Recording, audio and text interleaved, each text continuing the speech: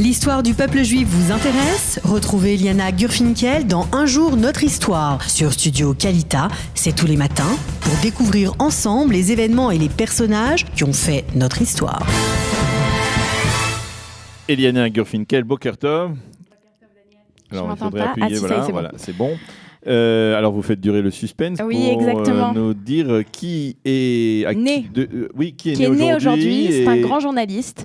Il s'appelait Danny Hay, un journaliste américain très connu, qui est né en 1960, voilà, donc il est très jeune, et à qui on va souhaiter un joyeux anniversaire.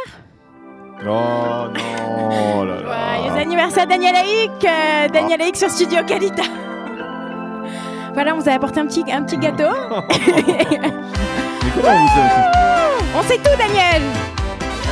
Moulé de taillom, moulé de taillom, moulé de Danny Hay, notre nouveau journaliste américain. Qui c'était ce journaliste américain? Voilà. Danny Hay. Ça vous plaît? C'est votre nouveau surnom américain. Bon, je vais vous parler de quelqu'un d'autre quand même ce matin. Je vais vous parler. Merci pour le gâteau, ça je Voilà, vous le mangerez tout à l'heure. En plus, c'est parfait le temps qu'il sera parfait. Ouais, mais je n'arriverai pas à faire ce régime. Alors, ce matin, je voulais vous parler en fait de Viktor Frankl. Je ne sais pas si vous connaissez Viktor Frankl, qui est Viktor Frankl, si je ne m'abuse, non. Je ne pense pas. Non, je me suis trompé. C'est un professeur autrichien de neurologie et de psychiatrie. C'est surtout lui qui a inventé la thérapie de la logothérapie. Alors, il est décédé à la date d'aujourd'hui, la date juive d'aujourd'hui, à Rosh Chodesh Elul.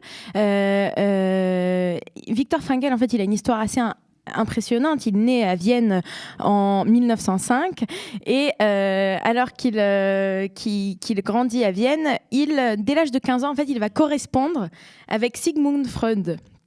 En 1921, il donne sa première conférence sur le thème à propos du sens de la vie. En fait, il va développer toute une théorie qui dit que quand on a un sens à la vie, on peut survivre à tout. Et donc, en fait, il développe cette théorie avant la guerre. Et il se trouve donc il va étudier en médecine, il va se penché sur la psychologie. Et ce qui est important aussi, il va être le responsable du pavillon des femmes suicidaires de l'hôpital psychiatrique de Vienne de 33 à 36. Et en fait, c'est pendant cette période où il va développer, en fait, il va discuter avec ces femmes qui sont suicidaires et il va se rendre compte qu'à partir du moment où on redonne une étincelle de vie à la personne, elle peut survivre et elle ne va pas se suicider. Et quelle est cette étincelle de vie? C'est en fait de donner à cette personne l'envie de vivre, de donner un sens à la vie. Et donc, il a toute cette théorie quand les nazis prennent le pouvoir en Autriche, il va saboter les ordres reçus et il ne va pas euthanasier les malades mentaux comme les nazis lui demandent. Et en 1942, il est envoyé ainsi que sa famille dans le camp de concentration de Theresienstadt. Et en 1944, il va être envoyé à Auschwitz. Et en fait, dans les camps de concentration, il se rend compte que sa théorie qu'il avait développée sur le papier, entre guillemets, un petit peu avant la guerre, elle marche vraiment, puisqu'il se rend compte que ce sont les personnes les plus robustes qui arrivent au camp qui meurent, et les personnes qui ont l'air les plus faibles, elles ne meurent pas. Et pourquoi?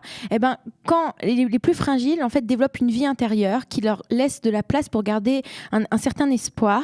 Et lui, par exemple, écrit dans son livre, il a écrit son livre qui s'appelle Un sens à la vie, qui est le livre en France. Il n'est pas très connu, bien qu'il ait été réédité il n'y a pas longtemps en français, mais il est en Israël, il est hyper connu, aux États-Unis aussi. Et dans ce livre, qui est une introduction à la logothérapie, la première partie de ce livre, c'est en fait, il raconte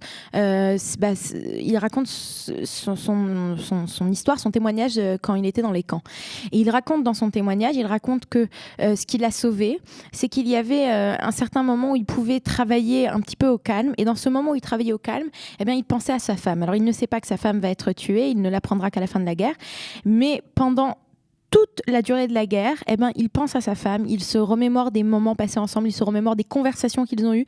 Et en faisant ce travail de s'accrocher en fait à une partie de sa vie, en se disant je vais tenir le coup, j'ai une vie, je vais retrouver cette vie à la fin de la guerre, j'ai un but, il va survivre. Et en fait, sa théorie, donc qui avant la guerre était une théorie complètement théorique. Ou bien il avait essayé de l'appliquer sur ces femmes suicidaires dans cet hôpital psychiatrique à Vienne. Pendant la guerre, il va l'appliquer sur lui-même et donc il va réussir en fait à tenir le coup. Il avait une autre chose dont il répète en permanence dans son livre. Il avait un manuscrit avec lequel il a été déporté, le manuscrit dans lequel il décrit toute sa théorie, tout ce qu'il pense, et son manuscrit bien entendu est perdu dans les camps. Et il se dit, il faut que je sorte des camps pour réécrire ce livre. Il faut absolument que je réécrive ce livre. Et toute la guerre se dit, non mais je peux pas mourir, il faut que j'écrive ce livre. J'ai besoin de faire ce don à l'humanité de ces idées-là. Et c'est comme ça qu'il va gagner, qu'il va surmonter à la guerre. Et après la guerre, il va devenir un psychanalyste énorme, extrêmement connu, un psychologue extrêmement connu. Il va être un professeur d'université. Où cela en Allemagne, il va rester en Allemagne, il va rester à Vienne. Bien entendu, il va faire le tour du monde, puisque sa théorie de la logothérapie va devenir extrêmement importante. Mais c'est cette idée qui est très très forte, qui est quand vous avez un but dans votre vie, vous pouvez tout survivre, vous pouvez tout passer, et il va l'utiliser, il va la développer, et il raconte dans son livre qu'à plusieurs reprises il va être après la guerre, il va être en relation épistolaire avec des personnes qui passent des choses très difficiles, et il arrive à chaque fois à retrouver justement cette étincelle de vie en leur disant trouvez un sens à votre vie et vous survivrez. Donc c'est un très grand juif qui est décédé à la date d'aujourd'hui. Il est décédé donc à la date juive d'aujourd'hui, Viktor Frankl. En quelle année ? Il est décédé en 97.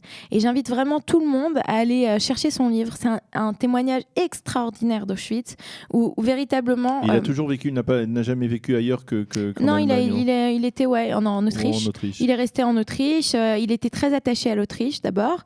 Et ensuite, il a essayé il s'est remarié après la guerre puisque sa première femme est morte. Il est resté en Autriche. Il était en langue allemande, mais bon, bien entendu, il a fait le tour du monde. Il a été de nombreuses fois aux États-Unis interviewé pour voilà. Merci Eliana Gurfinkel, merci pour votre petit cadeau aussi et pour cette chronique quotidienne. J'ai envie de vous dire que David était dans le coup. Oui, merci aussi David. Alors on remercie tout le monde. Et nous allons poursuivre cette heure d'actualité avec la revue de la presse, la revue quotidienne de la presse des médias et des sites d'information sur studiocalita.com dans quelques instants après un jingle. Vous aimez l'histoire juive ? Retrouvez Eliana Gurfinkel dans Un jour notre histoire sur Studio Calita, c'est tous les matins, pour découvrir ensemble les événements et les personnages qui ont fait notre histoire.